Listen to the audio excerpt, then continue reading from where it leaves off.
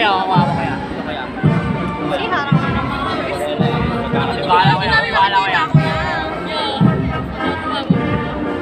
Maaari na pong magsimulo ang lahat. Opo tayo lahat. Ang pinagsamang bandaras ng Pangangkas sa Pilipinas na pinagputuan ni Major Peterson de Vera. Ang unang brigada Against the sa light. Kotong Gala ay nasa Pangulong General Bonnie Pinula. Ang kanyang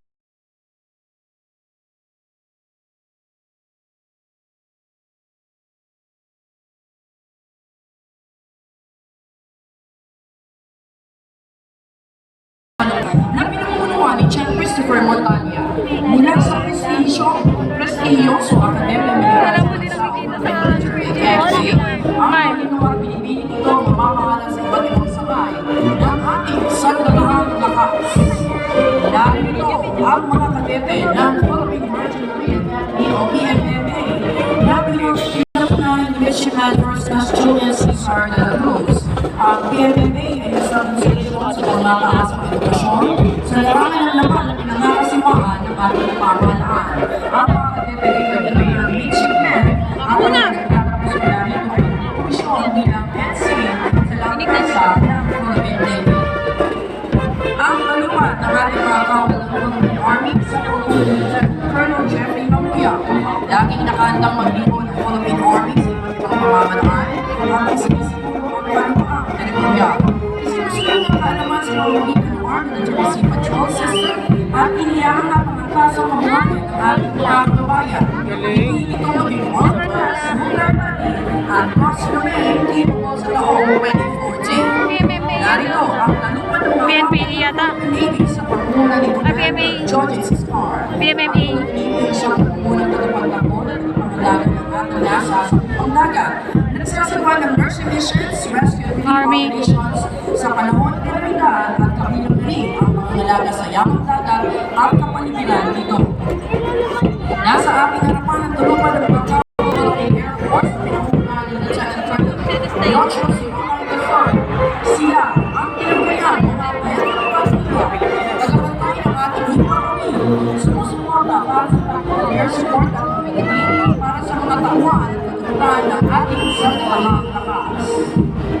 Ang pangalawang brigada sa kasuot ng Battle Dress Attire ay bumubuo ng Special Operations Forces sa pagkakaroon ng Port Stephen Luluman. Ang kanyang na Lieutenant Colonel Sir Benito Pusi, Mr. Lawrence Lasar, and May Montenegro Alvin Lopez at Reynaldo Zamora. Narito ang manual ng Staff Ranger at Special Forces ng Philippine Army sa Ranger Lieutenant Colonel Delmore Ramos. Sila po mga individual na nakakalaman ng kasanayan at sinusunod ng National Operations, military reconnaissance, intelligence, demolitions, military warfare at conventional warfare, ang mga operasyong kontra terrorismo. Sinusundan sila ng Special Operations Forces ng Philippine Navy, ang Naval Special Operations Command Force Reconnaissance Group, at Philippine Navy Force ng Lieutenant Colonel Melchor Saludo. Sila na ang mga unit Fan. Oo nga kamukha Air Force Command din. at conventional warfare, mga kaibigan mo ba at pwede.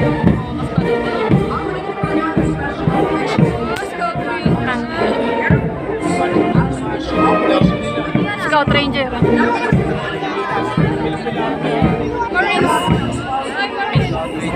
Oh, Marines. Marines! at nagsasagawa ng mga Ano sa mukha? hanggang operasyon. Marines! Hurrah! Susunod po, ang mga kalimutan ng mga ng ating mamamayan at mga komunidad. Ang ating mga pagkapansang nasyonal ng Pilipinas sa Ano naman ang Scout? Joel Casuanan, Victor Galvin Engineer John Bali, Aslani, Nutrition John Denesa. Narito po ang mga naman sa kanilang Philippine National Police Academy. Ano to?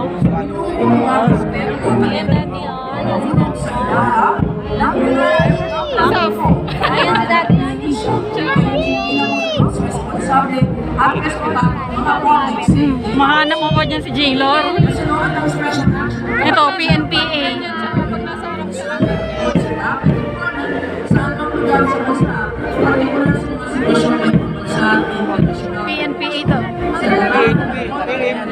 Laki bayan yan eh. Sylvia